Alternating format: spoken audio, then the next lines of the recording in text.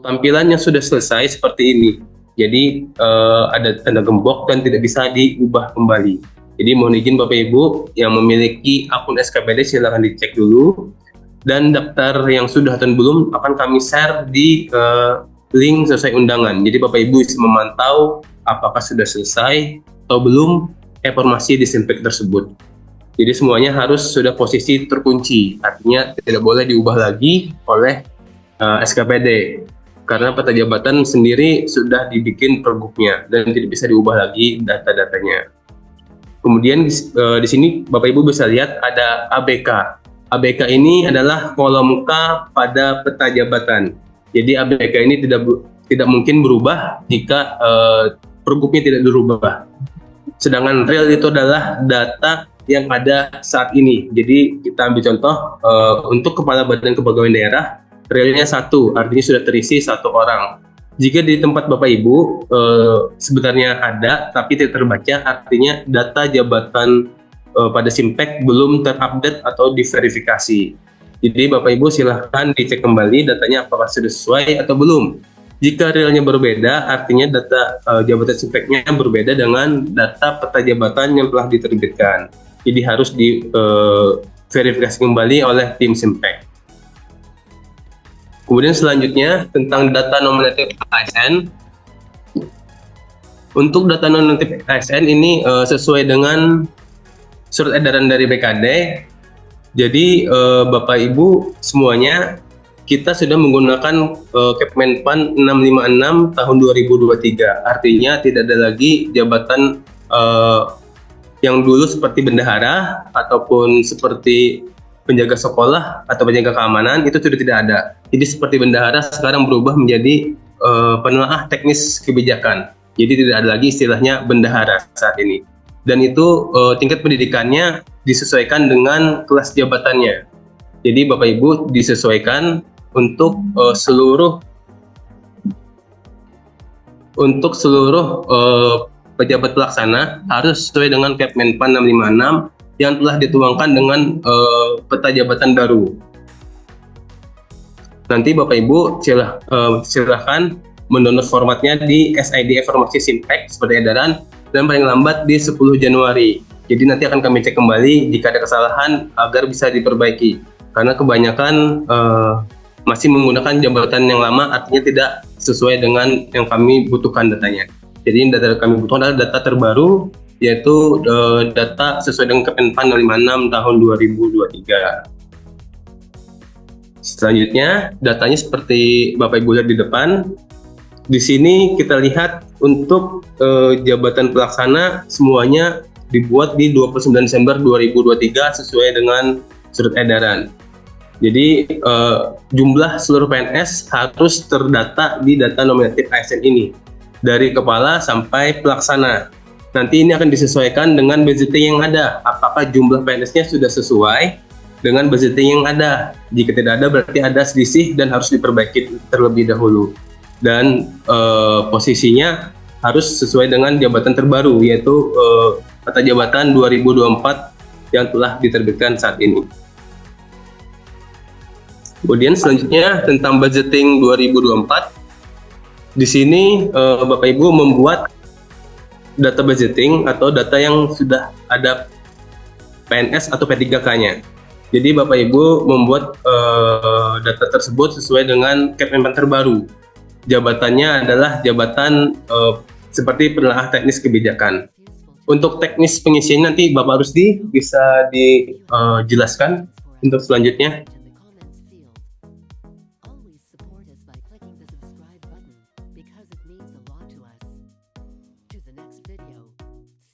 Baik, Assalamualaikum warahmatullahi wabarakatuh. Terima kasih pimpinan, mohon izin. Sebelumnya apakah suara saya terdengar jelas? Jelas. Baik. Ya, alhamdulillah jelas. Baik, terima kasih. Ini sebelumnya saya ucapkan terima kasih kepada Bapak Ibu yang sudah berkenan hadir mengikuti acara pada hari ini. Saya lihat di sini partisipannya sudah 360-an.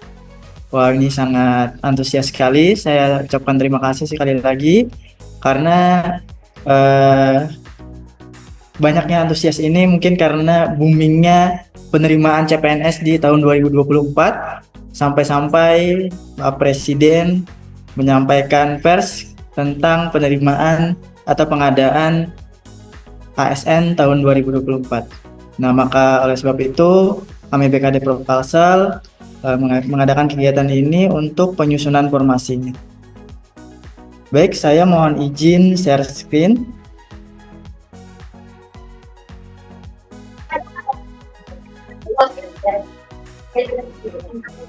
Sebentar.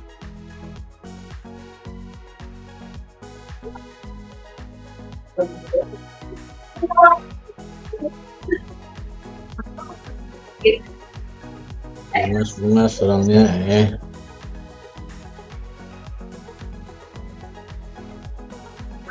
Baik, mohon izin saya sebelumnya yang pertama menjelaskan tentang formulir pengusulan kebutuhan ASN 2024.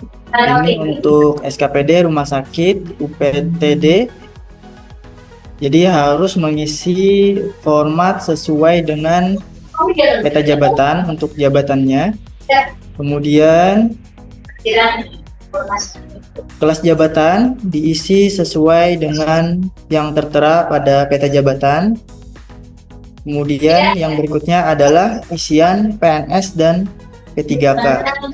Isian PNS ini menyesuaikan dengan kondisi real yang ada di tempat Bapak Ibu. Kemudian ABK menyesuaikan dengan peta jabatan. Karena peta jabatan sudah ditentukan oleh biro organisasi untuk kebutuhan kerjanya. Sebenarnya ini sama saja dengan tahun-tahun sebelumnya tentang proyeksi kebutuhan. Kita bikin per 5 tahun. Untuk yang pertama ini adalah jumlah PNS yang akan pensiun dan P3K yang akan berakhir masa hubungan perjanjian kerjanya. Jadi misalkan di unit kerja Bapak Ibu terdapat jabatan PNS yang akan pensiun di tahun 2024, 2025 ataupun seterusnya, silakan diisi dengan angka saja.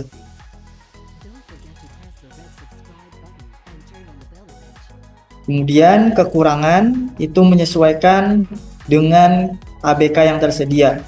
Jika ada yang pensiun 1 orang, maka silakan diisi 1 orang, ataupun jika ada 2 orang, silakan diisi angka 2. Namun kekurangan ini diisi menyesuaikan ABK yang ada. Jika ABK-nya 2, maka kekurangannya tidak boleh lebih daripada 2. Nah, kemudian yang paling krusial adalah usulan kebutuhan ASN di 2024, yaitu ada kolom CPNS dan kolom P3K. Nah, ketentuannya untuk saat ini formasi CPNS hanya ditujukan kepada jabatan teknis.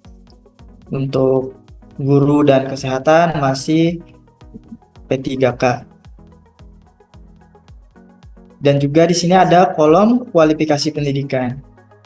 Jadi misalkan Bapak Ibu mau mengusulkan jabatan JF ahli pertama perencana dan itu mau CPNS, silakan diisi angka kebutuhannya.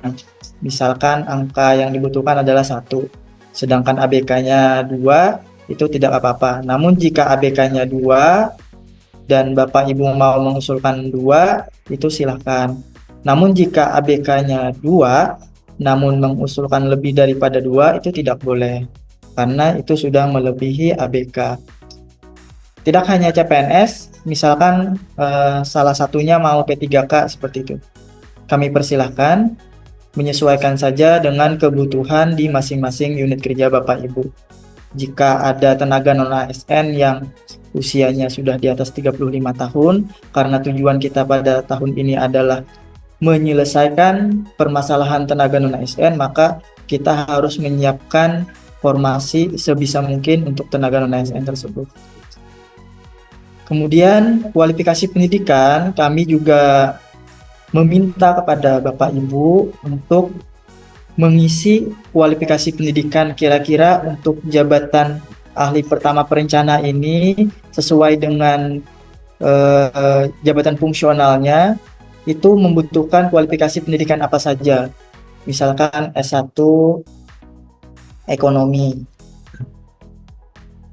kemudian S1 akuntansi. Bapak Ibu silakan isi saja menyesuaikan dengan kebutuhan SKPD Bapak Ibu masing-masing. Nanti akan kami rekap kembali dan kami koordinasikan dengan biro organisasi terkait anjapnya. Setelah semua formulir ini diisi sesuai dengan peta jabatan untuk jabatannya, kemudian selanjutnya adalah di print dan ditandatangani oleh pimpinan unit kerja Bapak Ibu masing-masing. Kemudian yang kami minta adalah file PDF yang sudah bertanda tangan dan file Excel-nya ini. Mungkin itu saja untuk yang formulir usulan pengadaan ASN. Ini tadi sudah dijelaskan oleh Bapak Rusdi, dan jumlah PNS-nya harus sesuai dengan data nominatif yang dikirimkan nanti. Kemudian selanjutnya, nah ini untuk usulan formasi prioritas. Kenapa prioritas? Karena yang diutamakan adalah yang sangat diperlukan oleh SKPD masing-masing. Jadi Bapak Ibu, misalkan Bapak Ibu perlu beberapa jabatan, silakan urutkan nomor 1 itu yang paling penting dulu, yang paling dibutuhkan oleh SKPD masing-masing. Baru selanjutnya di ranking ke nomor 2 dan selanjutnya. Jadi yang diperlukan oleh SKPD adalah jabatan apa yang diutamakan itu adalah di nomor 1. Itu yang akan kami jadikan prioritas. Karena kita tidak tahu dari keuangan akan merekomendasikan berapa formasi yang bisa diangkat untuk tahun depan.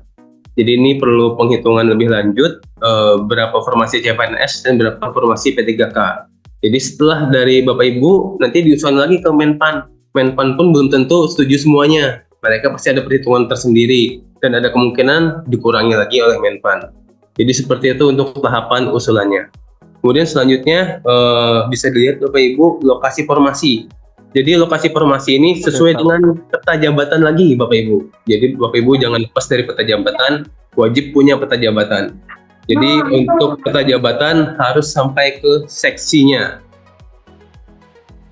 Contoh di BKD ada prakom pertama itu di Umpek, berarti lokasi formasinya adalah di BKD, kemudian sekretariat, kemudian paling bawahnya lagi adalah sub bagian umum dan kepegawaian. ABK-nya itu adalah jumlah yang kebutuhannya, kemudian real itu adalah yang terisi, dan kekurangan itu berapa jumlah kekurangannya. Serta jelaskan lagi keterangannya apakah karena ada yang akan pensiun atau tidak memiliki ASN.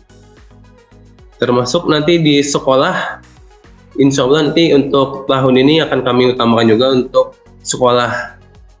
Jadi bagi sekolah yang belum memiliki ASN, itu yang akan kami utamakan. Kemudian selanjutnya ini untuk nakes, jadi sedikit berbeda dengan nakes. Jadi untuk nakes sendiri ada kemungkinan lokasi formasinya itu ada di bidang atau di bidang pelayanan medik tidak sampai seksi, itu ada kemungkinan seperti itu. Jadi berbeda dengan teknis. Kalau teknis bisa sampai ke eselon 4-nya. Kalau di nakes itu hanya sampai bidang itu bisa terjadi. Jadi tergantung posisi peta jabatannya lagi Bapak Ibu. Jadi wajib ada di tempat Bapak Ibu. Kemudian untuk nakes itu harus sesuai dengan Renbud yang ada pada aplikasi Kementerian Kesehatan. Jadi kalau bisa untuk peta jabatan harus sesuai dengan Renbud Bapak Ibu buat di aplikasi Renbud Kemenkes. Jangan sampai posisi kebutuhan Renbud di Menkes melebihi data peta jabatan. Artinya kalau tersebut terjadi, otomatis formasi tersebut tidak ada rumahnya di peta jabatan. Jadi sekali lagi Bapak Ibu ditekankan untuk nakes jangan sampai Renbudnya melebihi peta jabatan. Jadi tetap patokannya peta jabatan. Jika Bapak Ibu ingin menambah dengan peta jabatan itu tidak bisa. Jadi jangan diusulkan di Renbudnya. Kemudian selanjutnya ini untuk formasi CPNS. Jadi ada lagi formulir berikutnya itu khusus untuk formasi CPNS. Kita bisa ambil contoh di Inspektorat Daerah itu ada jabatan fungsional pengawas penyelenggara pemerintah daerah. Di sini formasi ini termasuk salah satu formasi yang menjadi temuan oleh BPK, tim BPK. Karena seharusnya jumlah ABK-nya ada 33, namun yang mengisi hanya sedikit. Jadi ini adalah salah satu temuan dan ini tidak bisa diisi melalui P3K. Jadi salah satu prioritas untuk CPNS adalah formasi yang tidak bisa diisi oleh P3K. Itu salah satu yang akan kami usulkan. Kemudian selanjutnya bisa diambil contoh juga Satpol PP. Satpol PP juga tidak ada jabatan di P3K. Jadi mau tidak mau harus melalui